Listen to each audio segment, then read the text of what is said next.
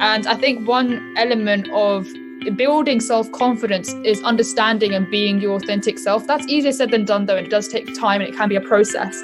But I realized that as soon as when I kind of left school and went into university, when I started being my authentic self, that's when everything started to build in terms of confidence.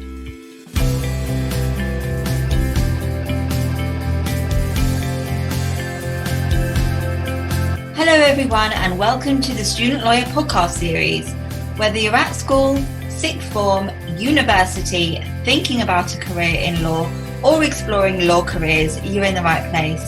We are the one-stop shop for student lawyers. If you'd like to join the Student Lawyer as a writer, please email hello@thestudentlawyer.com. This podcast is brought to you by Feed Ignite.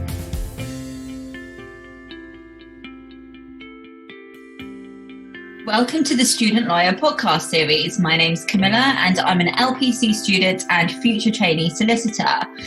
Today we are joined by Simranjeet Kaur Mann, a trainee solicitor at Womble Bond Dickinson, a YouTuber and a vlogger for lawcareers.net. And today's episode is going to be focused on improving confidence. I've got lots of questions to Simran today, so I'm not going to talk for too long. We'll welcome Simran onto the show. So welcome, Simran, and thanks for joining us today on the podcast. Thanks so much for having me. I'm really excited to be here. Thank you. So as a little icebreaker before we get into the show, would you mind telling the listeners a bit about your journey to becoming a trainee solicitor? Sure. So I guess I hate to be one of those people that's always like, oh, I knew I wanted to study law, but I kind of realized I wanted to study law at school because I just really liked kind of essay-based subject. I was one of those people who was really in love with English literature and history, and that element of putting and applying law to the facts of a question was what really, really enticed me to studying law. So I then went on to study law at the University of Bristol. I started there in 2015 and graduated in 2018 with a law degree. And during university, I guess during my first year and second year, my view about law really changed. I started feeling like this is a career where perhaps I may not fit in, and I actually didn't really enjoy learning law as much as I thought I would. So I started exploring other career options, and I went into a tax internship at the end of my second year at a big four firm called EY. And I did a 4-week internship there, and it really kind of solidified to me that I like the kind of corporate sphere. I like working in London. I liked the hustle and bustle. So it really aided me in that respect. And also in my final year, I guess I really started to enjoy learning about law a bit more. I started getting a little bit more engaged with my cohort and getting involved with uni life as well. And I guess with that element, that passion for law, I guess, really got inspired again. And I applied for vacation schemes, and I got a vacation scheme at PwC, which I do feel like my previous experience at EY really helped, because in the interview, for example, they asked me questions like, why are you interested in the Big Four? And I was able to already relate to my experiences that I've had with EY. And during the PwC vacation scheme, which I did as soon as I graduated from university in 2018, I was very much kind of the complacent vac schemer. I didn't really take it that seriously. I thought that because I had the vac scheme, I'd secured the bag, the TC was there. Obviously, that was not the case. I was rejected. And I then was back at square one, and I took that year out essentially to paralegal. And I paralegaled at a firm in Birmingham. And then I think I paralegaled there for about 8 months, maybe. And then I moved back home and I paralegaled with a firm in Guildford. And those two experiences, I think, really helped solidify that I wanted to be a trainee solicitor.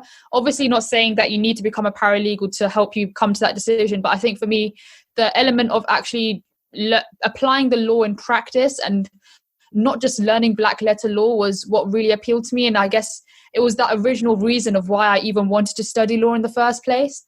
So I guess paralegaling really helped me discover that again. And I applied to vacation schemes and direct training contracts in that year as well.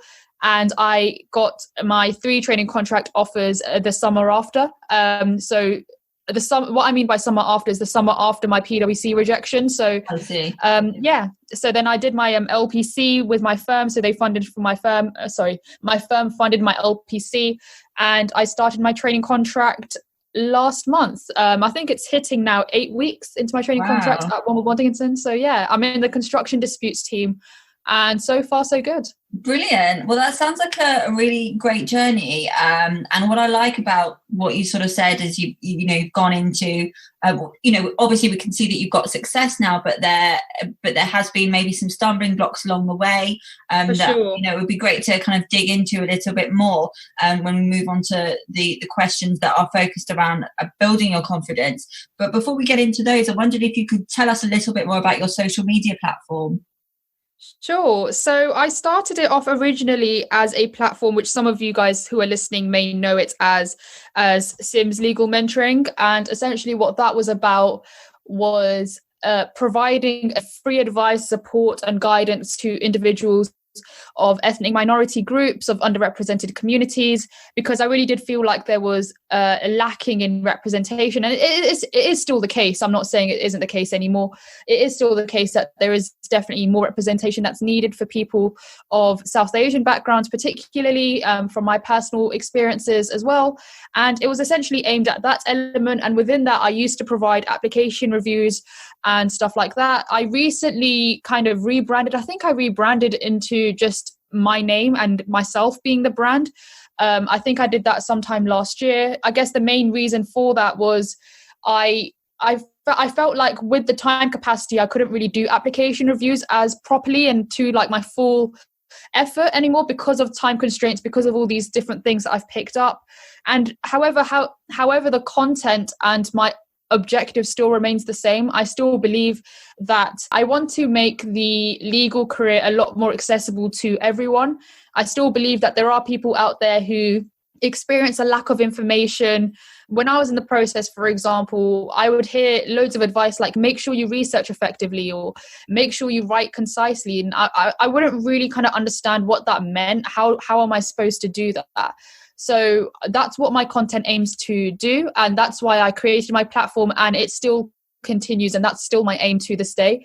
And also, I guess the biggest thing that I want to do with my platform is to create more awareness of diversity and inclusion in the space. I feel like I wouldn't say I'm outspoken, but I am outspoken. I like to speak openly about like where shortcomings are in the law field, what more can be done, really tackling things like nepotism or anything that comes up in the legal career like social mobility. I'm more than happy to kind of open up the conversation and talk about that.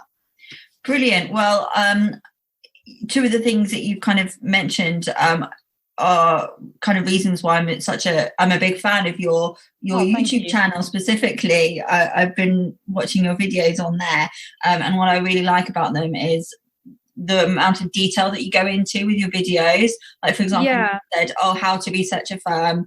That's not always easy, and I really like how you've broken that down in some of your videos.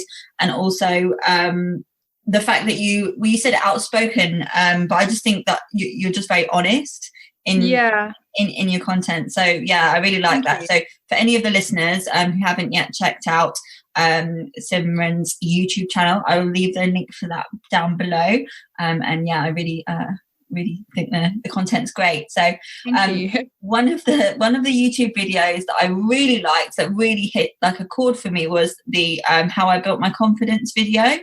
I thought your advice was super helpful, and I could really relate to a lot of things that you said about struggling with confidence at university, etc. But I thought that kind of came as a little bit of a surprise to me, as you seem quite confident now. So I just wondered if you could explain to the listeners who haven't seen your video about how you previously struggled with your confidence and maybe your journey in building that. Yeah, sure. I think a lot of people get surprised with that, if I'm honest with you. A lot of people say you come across as someone who's really kind of extroverted, really confident, someone who just seems to act like she knows what she's talking about, when half the time that really isn't the case. What I would say in terms of how I previously struggled with my confidence is, firstly, I used to struggle with kind of physical appearance at school. I guess that was more kind of because of the opinions of other people at school. Kids can be savage, right? Like, can be really mean. High school was tough. A high school drama. Oh my God. And just, I talk about in my video, for example, someone saying I was a 3 out of 10, and just all these kind of like it was really funny because that same person DM'd me on Insta during uni, and I was like, well, can't just slide in my DMs now, can you? But so there was that. And I was just really insecure about the way I looked. And I guess I tried to compensate for that, for literally just really kind of being really imaginative and trying to be like, yeah, well, I'm really cool, I do this, I do that, when really I didn't do that. But I feel like a lot of school kids went through that kind of lying, imaginative stage where they just really exaggerate things when it's really not the case. And when I went to uni, I guess I kind of learned from my lesson with that aspect. And I just told myself I'm going to be my most authentic self. And when I was at university, I never really struggled with physical appearance, lack of confidence with my physical appearance. I think that was the stage where I actually started building that quite a lot. I'm more than happy to talk about that, obviously, later on in the podcast. And I guess at university, my insecurities fell in terms of my intellect. At school, I was very much used to being the person who didn't come at the top of the class, but I got decent grades. I was known as one of the clever ones. I was a bit of a geek at school. So when I went to university and everyone was clever and everyone knew what they were doing, and I just felt really clueless and really kind of just not on their caliber. And I just really felt inadequate. And I think that was my big struggle with confidence when I was at university. And it later translated of when I was in the process after graduation as well. There were moments where I just felt like I was at networking events or I was at assessment centers or interviews, and I just felt like I didn't compare to anyone else there either, because of those lack of that insecurity that kind of settled when I was at university as well. So that was my kind of real struggle with confidence back in the day. Yeah, that's it's really interesting because I can relate to it in many ways, but just specifically what you've said about comparing yourself to others. When I left university, I actually didn't I didn't even try to break into the legal industry because I kind of looked on the websites of law firms and barristers' chambers, but back in the day, and I couldn't see anyone who came from the same university as me, who had the same background as me. And I just thought, you know what, I'm just not even going to try because I'll never compare. So, hopefully things have changed a little bit more. But I think definitely improving confidence is key for anyone who's kind of feeling the same way. So for any of the listeners who, like me, might be working on their self-confidence at the moment, what tips would you have for improving confidence? Sure. I feel like firstly, it's a journey from within. That sounds so spiritual and so much like you have to go on a gap year in Thailand to find yourself, that kind of thing. I definitely don't mean it like that. I think I talked about the one element really briefly, and it was authenticity. And when you start acting like your authentic self without acting like someone you're not, you really trick yourself into thinking, actually, I'm not that bad. I'm actually, I've got a lot going for me. People seem to be enjoying what I'm saying or the content that I provide or the value that I provide. And I think one element of building self-confidence is understanding and being your authentic self. That's easier said than done, though, and it does take time and it can be a process. But I realized that as soon as when I kind of left school and went into university, when I started being my authentic self, that's when everything started to build in terms of confidence. So that's where I started off. I would also say really avoid negative self-talk. So I know a lot of us do this. I still do this to this day, but I'm a lot more conscious of it. But say if I'm in the mirror and I'm just looking at myself and I'm thinking, oh, I don't look that great today. Or if I make a mistake and I'm like, oh, that's so dumb, Sim, like, why would you do that? That kind of thing. That can really kind of internalize. And I feel like again, part of self-confidence is accepting your mistakes and loving yourself. And those all sound really cliche, but they're really things that helped me when I wanted to improve my self-confidence. I also do try and make a big deal out of recognizing my own achievements, no matter how big or small they are. I know another YouTuber, for example, who actually lists down all the achievements that she makes, whether it be in the career space, in the professional space, in terms of personally. So maybe that's something I might try out as well. But it is really about recognizing your small wins, because they're the ones that it's not about kind of, you have to shout about it on LinkedIn or Instagram. It's actually just mainly about personally recognizing it for yourself and understanding why you're proud of it. So that's what I would say as well. And I would say also recognize those little triggers that make you feel like in certain situations you're less confident. For me, that could be things like toxic friendship groups. It could be social media, because I do think the people around you, if you've not got a great support system around you, for example, if you've got friends that are really judgy, really kind of, if they see someone, they're like, oh, how is she wearing that handbag? Or like, she looks absolutely dreadful. I feel like that can like low-key make you a bit it can make you a bit apprehensive, I guess, because you're worried that those same people might say the same thing about you in the future if you don't, I don't know, like look in a way that they'd want you to look, or that kind of thing. So all those kind of toxic things with the people that you're around, really kind of look out for those elements. Of course, there are certain things that you can't avoid. Say, for example, if you're in a toxic kind of family situation, really try and understand what it is in those situations and how you can actually kind of block out or zone out or remove yourself from those situations, because there were certain people who messaged me as well on YouTube after they watched my video, and they really kind of resonated with that toxic element. But sometimes, these people are people that you live with and you can't really avoid. So I think it's really important to recognize how you can zone yourself out from those situations. Or it's easier said than done, though, I guess. And with social media, I guess, in my opinion, it's a lot easier in terms of if you are feeling like a certain social media page, like Instagram or LinkedIn, for example, if you're seeing all these achievements, which is great, it's great seeing people's achievements, but I think we all have that wistful feeling of, oh, I wish it was like that for me. And that's not coming from a bad place. I genuinely think that's just human nature in terms of looking at someone's achievements and wanting that for yourself as well. And what I would say is, with that element, you can honestly just deactivate your social media and take that time out if you need. And when you are taking that break, I think it's important to really hone in on what it is on those how can you go, if you decide, to go back on Instagram or go back on LinkedIn after a break, how will you ensure that you don't feel like crap when you're seeing those posts again?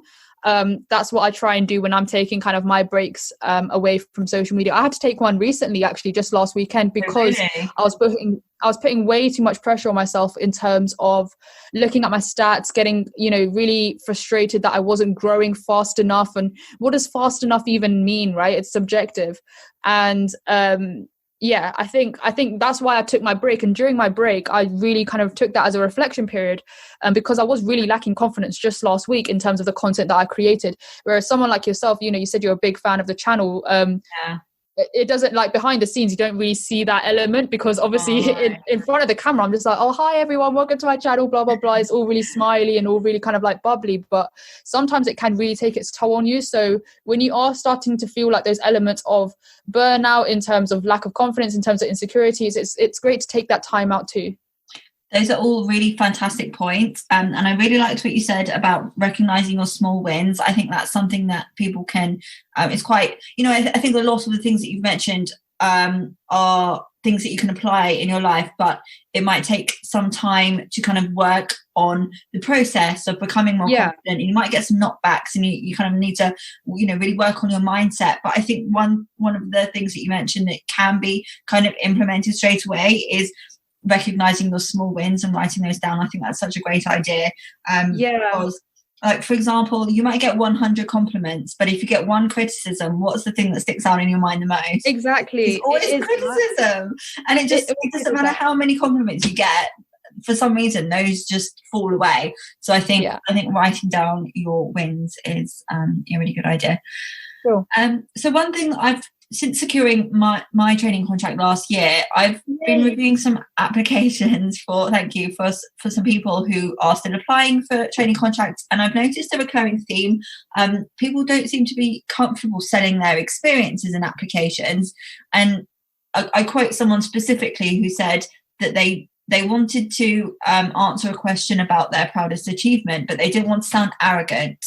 And I guess this might apply. I mean, some of the listeners might resonate with this and have the same question. So I wondered if you had any tips for how listeners can sell their experiences in applications and even an interview, really, without sounding arrogant.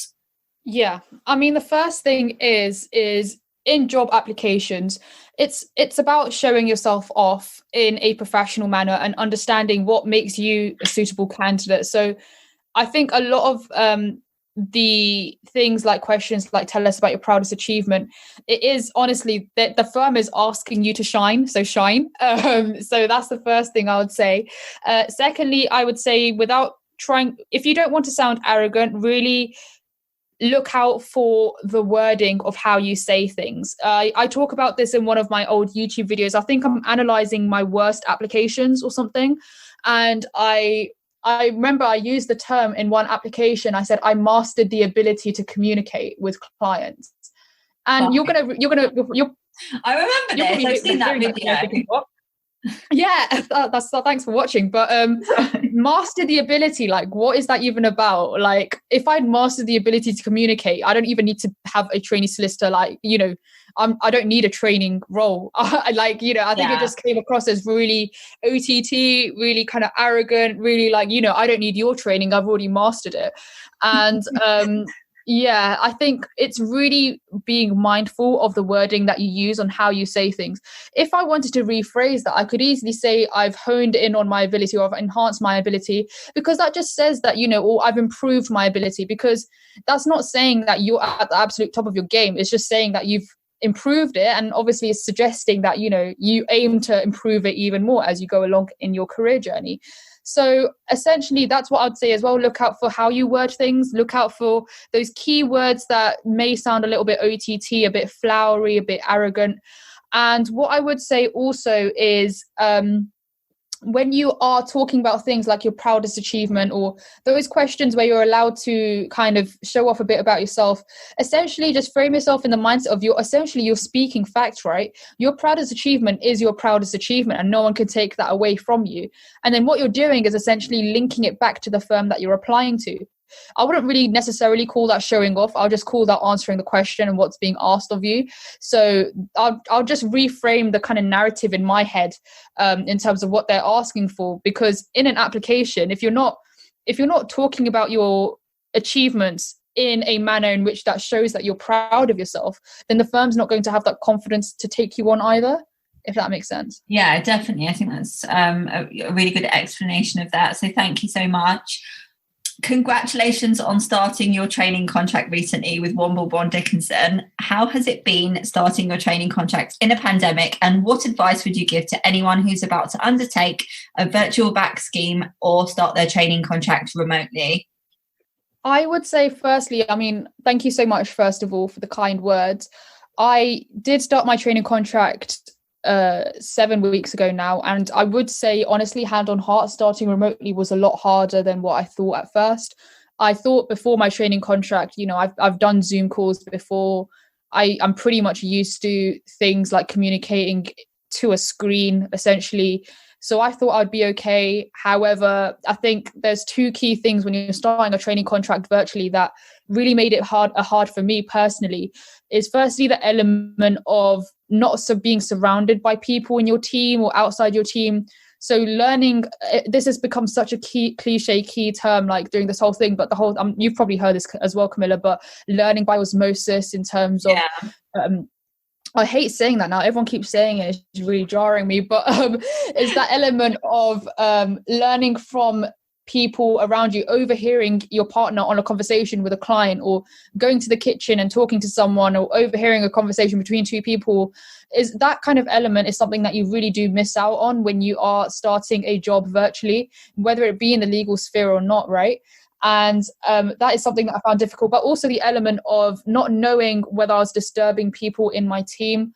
I got really kind of wound up one week because I was really stuck on a question, but I just couldn't feel like I could call my team members because I was worried that I was disturbing them or I was bothering them. And I just got really kind of overthinking in my head. And it's quite difficult when you're literally just in your bedroom, you're not in the office and you can't physically see people. Yeah. So that's what I kind of really found difficult. However, what I've really come to realize, and in the last couple of weeks or so, is that element of reaching out. It's about actually getting past that element of, oh, I'm worried I'm bothering them. If you're bothering them, if they're busy and you're calling them, they're not going to pick up, or they'll send you a message and say, Simran, I'll call you like in 5 minutes.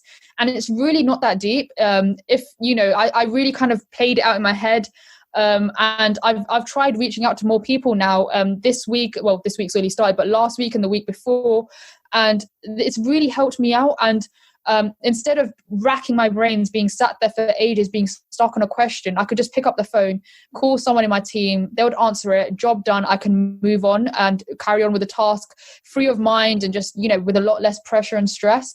So that's what I would say, either both if you're on a virtual vacation scheme or if you're starting a training contract virtually, is really making sure that you are going out of your way to communicate with the people in your team, with the people around you, in the firm as a whole, because essentially, even when you've got a training contract, it is a 2-year job interview. I'm not going to lie. I feel like that's one expectation that I had before. I thought that, once you've got your training contract, life is pretty chill. NQ jobs come easily. But the thing is, you are still expected to make your stamp in the firm. It's not really a time where you cut off the brakes. And you are still expected to reach out to individuals. You're still expected to be enthusiastic, to be keen, same way as you would be if you're on a vacation scheme as well. So it's about really kind of making the most of the situation. Like, for me, there's nothing that I can do to change my training contract at the moment. As in, I can't go into the office. Well, I can go into the office, but my team's not there, so there's not really any point. But I can't really change the situation I'm in. Working from home is very much going to be a reality for me in the near future. So it's all about embracing and making the most of that situation as much as I can make it, basically. I think that's really great advice. And yeah, hopefully anyone who's listening who has a virtual vacation scheme or a training contract coming up can maybe learn from that and just learn to sort of reach out and just understand that they're not bothering people, because I think it is very different, isn't it? Like being in an office, you can just maybe just say to the person next to you, oh, have you come across this before? And it just doesn't seem like a big deal. But if you're picking up the phone or sending an email, it has that kind of layer of it's just more official. It seems more official, even though it's not, or it shouldn't be. It just kind of feels like that. But that's great advice. So thank you for sharing. So I think we're reaching the end of the questions, which is unfortunate. But the last one that I've got for you is if you could turn back time and give yourself one piece of advice for you when you were at university or even at school, what would that be? Yeah, it's I would say get involved in as much as you can and try not to let your own personal insecurities hinder you from doing that. In my first year of university, I never really got involved with my law society because I was really intimidated by people, because like I was mentioning before, I was really felt like I was inadequate compared to my cohort. So I just actively avoided law students, as that was the way I reacted to it. So that meant that when I graduated university, I didn't really feel like I'd made any connections in my cohort. And I felt like I didn't really kind of take advantage of the fact that law firms are actually coming to you when you're at university, because when you graduate, obviously it's a lot more difficult to get kind of face-to-face communication with them without going to an open day or an insight day, which again is also really competitive. So that's not to say for those of you listening who've graduated from university, I'm not saying that, you cannot create connections now that you've graduated university with no connections. It's still possible. It's just something that I wish I kind of made my life a little bit easier, I guess, when I was at university. And in terms of getting involved, what I mean by that is, attending your law society events, attending those networking events. Even sometimes networking can be so dry, but really try and push past that. Prepare before going to networking events, prepare set questions, have an idea about who you're going to meet, what the firm's about, do some research beforehand. And then when you're at the event itself, really try and make sure that your questions get answered, but also listening to other people's questions as well, because they can really offer some insights that, you wouldn't have thought of before.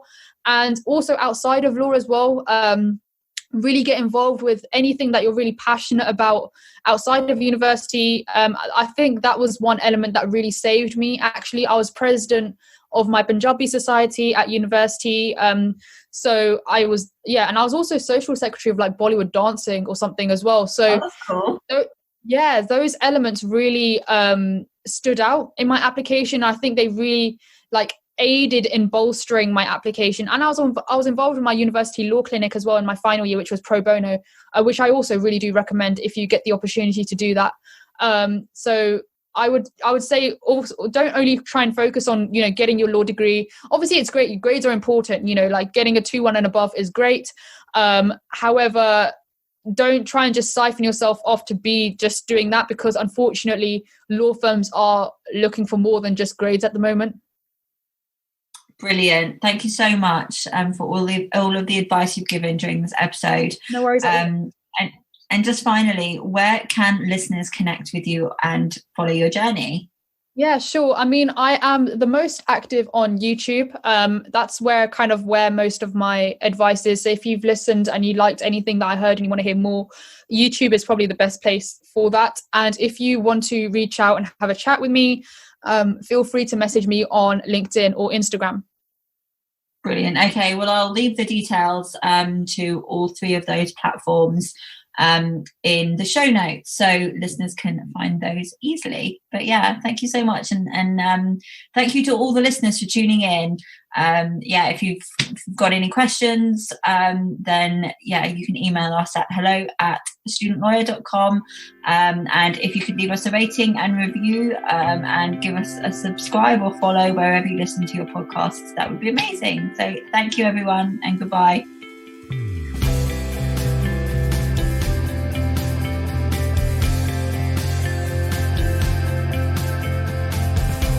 To hear more of the Student Lawyers podcast, hit the subscribe button and leave us a star rating and review. If you would like to join the Student Lawyer as a writer, please email hello@thestudentlawyer.com. We'd like to thank Felix Knight for producing this podcast today.